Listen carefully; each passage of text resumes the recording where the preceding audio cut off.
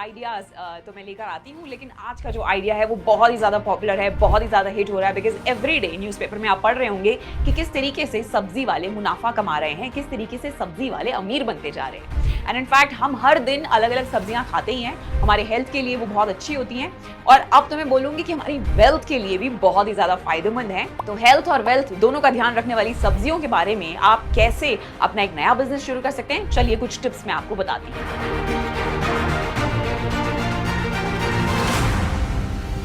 तो सब्जी की डिमांड को देखते हुए और कैसे एक छोटी पूंजी के साथ आप इसे शुरू कर सकते हैं, इन्हीं कारणों की वजह से मुझे लगता है कि ये एक बहुत ही अच्छा बिजनेस आइडिया बन सकता है। हाँ, क्योंकि सब्जी एक पेरिशेबल आइटम होती है और उसकी शेल्फ लाइफ होती है। कुछ सब्जियां कम बिकती हैं और कुछ बहुत जल्दी खराब भी हो जाती हैं। इस वजह से लोगों को ये भी लगता है कि ये एक जोखिम भरा बिजनेस है। लेकिन मुझे एक बात आप बताओ, कौन से बिजनेस में कमियां नहीं होती हैं?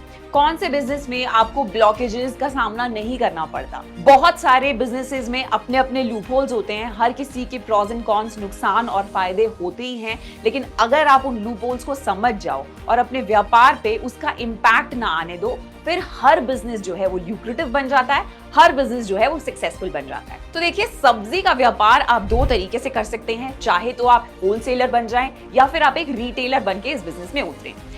जैसे अगर आप होलसेलर बनने का प्लान कर रहे हैं तो ये वो लोग होते हैं जो छोटे छोटे दुकानों में या फिर ठेले वालों को अपनी सब्जियां बेचते हैं, और जो रिटेलर्स होते हैं वो अपनी खुद की दुकान में डायरेक्टली कस्टमर को यानी कि कंज्यूमर को वो सब्जियां बेचते हैं। तो इस बिजनेस में उतरने से पहले मैं आपको यही बोलूंगी कि पहले आप एक डिसीजन बना लें कि आपको होलसेलर बनना है या फिर रिटेलर बनना है। अब देखिए, रिटेलर बनने के अपने फायदे हैं क्योंकि इसमें आपकी इन्वेस्टमेंट ज्यादा नहीं लगेगी। तो अगर आपके पास एक छोटा सा बजट है तो आप इसे छोटे स्तर पे शुरू कर सकते हैं, और जैसे ही आपको लगे कि आप कॉन्फिडेंट हो गए हैं, अब आपने बहुत ज्यादा प्रॉफिट बनाना स्टार्ट कर लिया है इस बिजनेस में, तो आप अगला कदम उठाइए। लेकिन शुरुआत बेबी स्टेप्स से ही कीजिए। शुरुआती में आपको लिमिटेड पैसे ही लगाने हैं इस बिजनेस में। अब क्योंकि आप एक रिटेलर बन रहे हैं तो इसके लिए आपको एक छोटी सी दुकान लगेगी, तो आप 5-10 हजार में एक दुकान को रेंट पे लेके इस बिजनेस को स्टार्ट कर सकेंगे।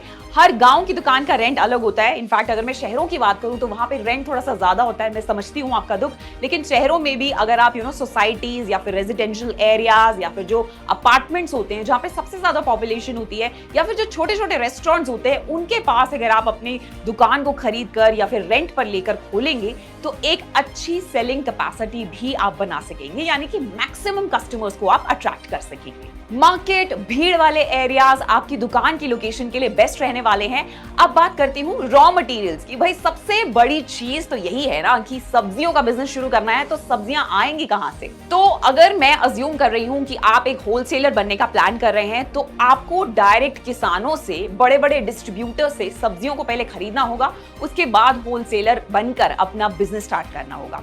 और वहीं पे अगर आप एक रिटेलर हैं तो आप सब्जी मंडी से सब्जी लेके अपनी दुकान में डिमांड के हिसाब से और फ्रेशनेस के हिसाब से अच्छी क्वालिटी की सब्जियां ही खरीदें। स्टडी कर लें कि भाई वहां किस तरीके की सब्जियां हैं और किस तरीके की लोगों को सब्जियां पसंद आती हैं और वही वो मैक्सिमम खरीदते हैं, उस हिसाब से ही खरीदें और फिर आगे अपने कस्टमर को बेच दें। अब क्योंकि मैं सब्जियों की बात कर रही हूं तो फ्रेशनेस, ताजी ताजी सब्जियां सबको बहुत अच्छी लगती हैं, और इसीलिए आपकी मेहनत शुरू होगी सुबह सुबह। आप सुबह सुबह जाइए सब्जी मंडी, वहां पे फ्रेश और बेस्ट क्वालिटी की सब्जियां चुनकर लेके आइए और उन्हीं को ही बेचिए।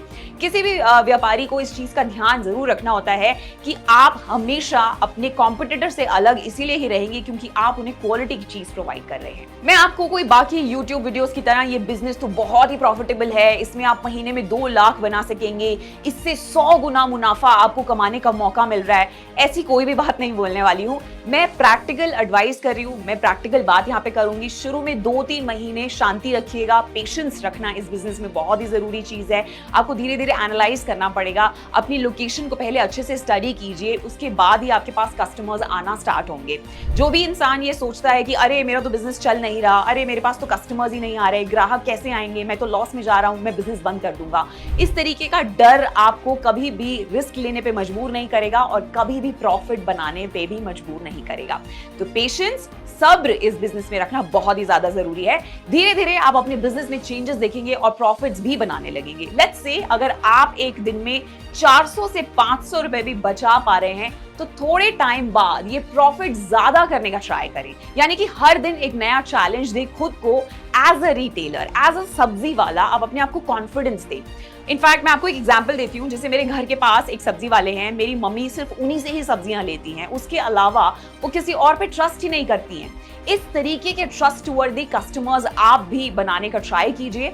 ऐसे लोग आपको और नए ग्राहक भी दिलवाने वाले हैं। जैसे मेरी मम्मी हमेशा तारीफ करती हैं उस लोकल सब्जी वाले की और कहती हैं कि अच्छी सब्जियां तो सिर्फ वही इंसान देता है। इसके साथ साथ मैं आपको यही बोलूंगी कि धनिया, मिर्ची, पुदीना फ्री देने का कल्चर, जो रिवाज है, उसको कायम रखिएगा। ये सब्जी वालों का अब तक का बेस्ट सेल्स हैक है जो मैंने देखा है। कुछ फ्री मिलता है तो साइकोलॉजिकली मन को बहुत ही ज्यादा शांति मिलती है और बहुत अच्छा लगता है कि अरे वाह, कुछ फ्री में मिला, मतलब मैंने पैसे दिए किसी और चीज के, लेकिन साथ में कुछ और भी लेके आई हूं। तो छोटा बड़ा मैटर नहीं करता, बस फ्री में अगर हमें कुछ मिल जाए तो हमारा दिल खुश हो जाता है। तो ये कुछ ऐसी टिप्स थी जो आप सब्जी का